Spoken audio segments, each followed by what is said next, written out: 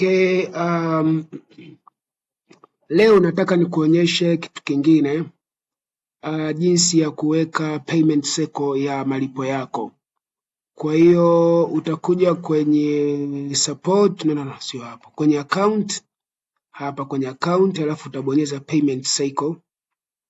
Ikishafunguka payment cycle ziko tatu. Kuna daily payment, maana yake you get paid before the end of each day.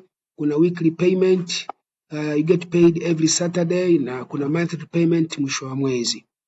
Kwa hiyo ukichagua, kwa mfano ukibonyeza hii hapa itajiset moja kwa moja, itakuwa tayari daily payment. Ukichagua hii maana yake ina save preference, inakuwa nini, weekly payment, na admin sasa kule anakuwa anaona kwamba wewe umechagua weekly payment.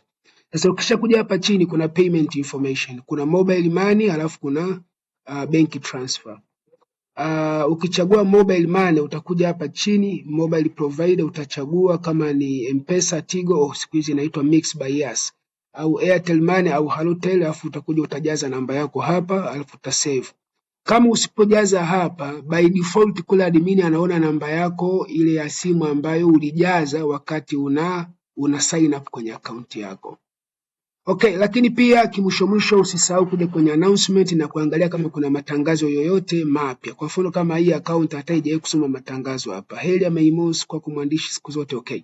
Kwa kifupi nitaka kuonyesha hicho kitu tu kwa leo. Asante sana. Video zinazofuata nitaendelea kukupitisha na kukuonyesha vitu vingine ambavyo viko kwenye account yako. Asante sana.